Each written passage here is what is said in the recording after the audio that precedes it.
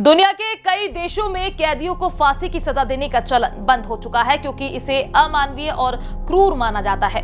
अब भारत में भी इस मसले पर चर्चा शुरू हो गई है। भारत में मौत की सजा के लिए फांसी की बजाय दूसरे तरीके अपनाए जाने की मांग उठ रही है। सुप्रीम कोर्ट इस पर सुनवाई करने के लिए तैयार हो गया है। कोर्ट ने केंद्र से फांसी के विकल्प में कोई दूसरा कम तकलीफदेह तरीके के बारे में पूछा है।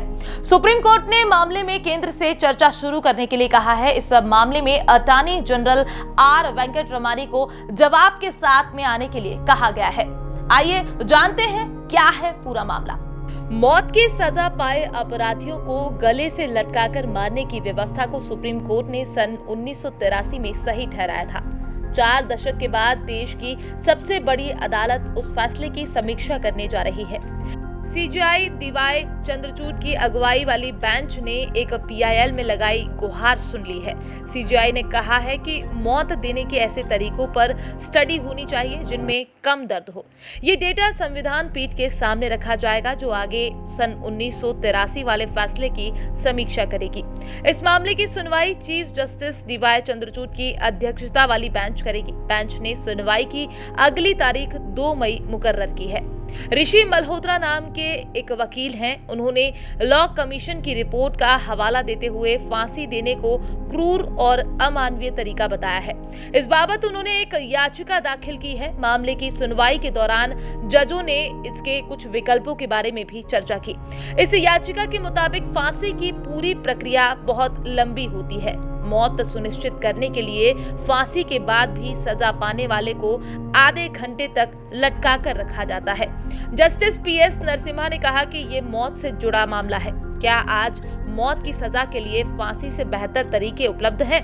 यहाँ तक कि जानलेवा इंजेक्शन भी तकलीफदेह हो सकते हैं। जजों ने इस पर भी रिसर्च करने को कहा है कि जानलेवा इंजेक्शनों में किस तरह के केमिकल का इस्तेमाल होना चाहिए। सुनवाई के दौरान ये जिक्र भी किया गया कि कभी एक समय था जब गोलियों से छलनी करके मौत की सजा दी जाती थी। वो मानवाधिकार का पूरी तरह से उल्लंघन था। जस्टिस चंद्रचूड़ बोले कि देखना होगा कि क्या फांसी की सजा के लिए कोई और तरीका अपनाया जा सकता है। कोर्ट ने कहा कि वो इस पूरे मामले पर आगे विचार करने के लिए नेशनल लॉ यूनिवर्सिटी के प्रोफेसरों और विशेषज्ञ डॉक्टरों की कमेटी गठित कर सकता है। सन 1996 में सुप्रीम कोर्ट ने ज्ञान कौर बनाम पंजाब मामले में शांति और सम्मान से मरने को भी जीवन के अधिकार का हिस्सा माना था। फांसी की सजा में इसका उल्लंघन होता है। सीजेआई चंद्रचूड़ ने सरकार से पूछा कि क्या 1983 के बाद मौत के तरीकों पर कोई स्टडी हुई है। उन्होंने कहा कि ये केंद्र सरकार की जिम्मेदारी है। सुप्रीम कोर्ट ने सुनवाई के दौरान फांसी के विकल्प में फायरिंग स्क्वाड को खारिज कर दिया। इसके अलावा सजाए मौत के लिए जहरीला इंजेक्शन या फिर इलेक्ट्रिक चेयर पर भी विचार नहीं किया जाएगा।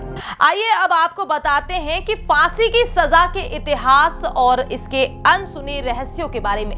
हम आपको बताएंगे कि अभी तक किन किन अपराधियों को फांसी की सजा सुनाई गई है। सरकारी आंकड़ों के मुताबिक सन 1947 के बाद से देश में अब तक कुल निर्भया के दोषियों को मिलाकर 61 लोगों को फांसी दी गई है। अगर हम पिछले 16 साल की बात करें तो भारत में 1300 से अधिक लोगों को मौत की सजा सुनाई जा चुकी है। इसमें से सिर्फ 4 धनंजय चटर्जी को 2004 में, अफजल गुरु को 2013 में, 26/11 मुंबई हमले के आरोपी पाकिस्तानी नागरिक आमिर अजमल कसाब को 2012 में और याकूब मेमन को 2015 में फांसी पर लटकाया गया। भारत में इस तरह से हर साल लगभग 130 लोगों को फांसी की सजा तो मिलती है पर अमल में नहीं लाई जाती। वजह भारत में सजा माफी की लंबी प्रक्रिया का चलना। देश में 30 ऐसे जेल हैं जहां फांसी के तख्ते बने हुए हैं और वहां सजा दी जा सकती है।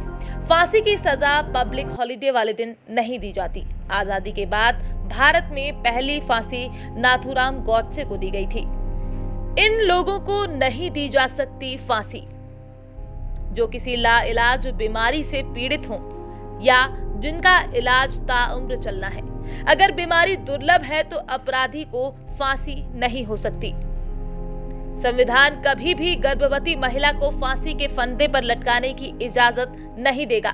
किसी भी अपराधी महिला की सजा उसके बच्चे को नहीं दी जा सकती। मानसिक विक्षिप्त को भी फांसी नहीं दी जा सकती। मेडिकल रिपोर्ट में पुष्टि हो गई है कि अपराधी की दिमागी हालत ठीक नहीं है तो उसे सजा नहीं सुनाई जा सकती। नाबालिग अपराधी को भी फांसी की सजा नहीं होगी, ज्यादा से ज्यादा आजीवन कारावास की सजा हो सकती है। उसके बालिग होने के बाद भी उस अपराध की सजा उसे नहीं दी जा सकती जो उसने नाबालिग होने के दौरान की थी। संविधान के नियमों के अनुसार फांसी की सजा रोकने का एक और तरीका ये है कि देश के राष्ट्रपति के पास दया याचिका भेजी जाए। अगर मामले पर विचार कर राष्ट्रपति याचिका स्वीकार कर लेते हैं तो अपराधी को फांसी नहीं होगी। भारतीय संविधान में जघन्य अपराधों की सजा भी बड़ी होती है। देश में सबसे बड़ी सजा फांसी है। किसी भी इंसान को मौत की सजा सुनाना आसान नहीं है, लेकिन उनके अपराध इतने बड़े हैं कि कोई और सजा उनके लिए कम पड़ जाती है।